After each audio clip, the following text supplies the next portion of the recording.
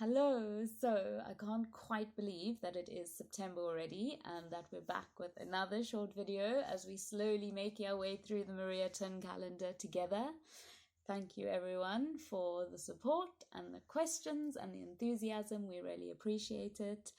And yeah, can't quite believe that autumn is here or rapidly arriving. The 23rd already marks the autumn equinox, and the 29th marks Michaelmas, which for Maria Tin was a significantly good day to go out and harvest all the wild fruit, berries and nuts that can be stored or processed to help us make our way through those darker, colder, less abundant months of autumn and winter. But right now, it truly feels like we're in the height of harvest and abundance, and we are bringing in all our arable crops and getting all our straw bales under cover for bedding for the cattle and the sheep for overwinter, and making sure that all the silage is cut and the hay is stored, along with getting big glats of squash and cucumbers and tomatoes. So now is very much a time to process all the abundance of this harvest month, so that we have a little store squirreled away to harness the sunshine that was lacking a bit this summer, we have to say, but so that we are fed during these colder months and also through the hunger gap. Having said this month we will do a lot of planting for our winter crops, as well as sowing of cover crops to make sure that the ground is not bare over winter. We've already begun with some of that, but we'll continue, and Harry will walk you through step by step, going into a little bit more detail on what to grow and when to grow it.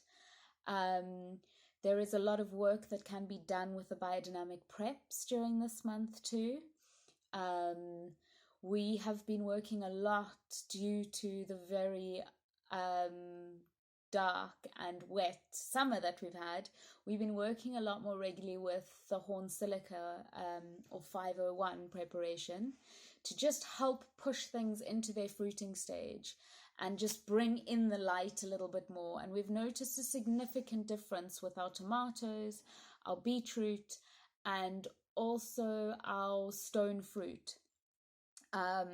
After spraying the 501 a few times, they really came into their own, and that ripening process that seemed to be very dragged out started activating in a big way. This will also help with the harvesting of seeds. Now is the time for the harvesting and storing of seeds, as well as a lot of root crops. And the 500 can be used when we are preparing soil for our winter crops or cover crops. It can be sprayed onto the land and will just really support the soil life, the microorganisms and the plants really establish themselves before the light disappears in a bigger way and the days get colder.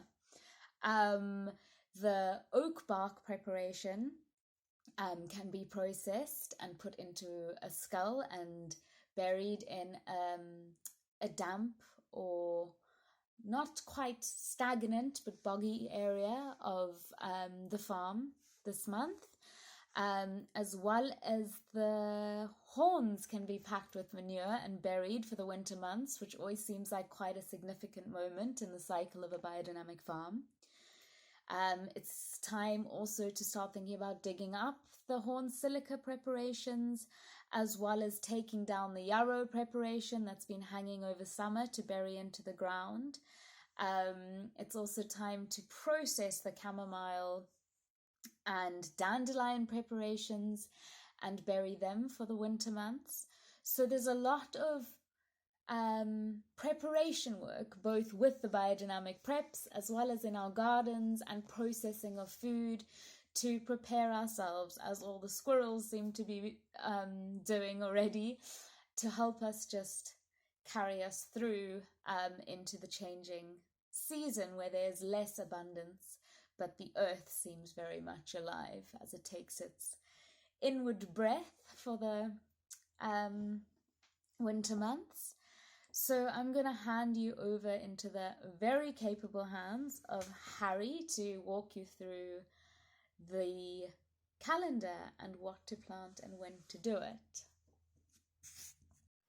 Hi everybody, so I'm going to take you through September, through the first 2 weeks of the Mariaton calendar, and it's a good time now to reflect on the summer, enjoy the fruits like tomatoes, and to start thinking about enjoying things like winter squash, and also to make preparations for winter. And one of the best ways that you can do that now is to sow kind of hardy leaf crops like winter lettuce, winter purslane, spinach, Asian greens like mustard leaves and Chinese cabbage, rocket and lamb's lettuce. And the two best times to do that are probably going to be on leaf days on the 2nd and the 11th.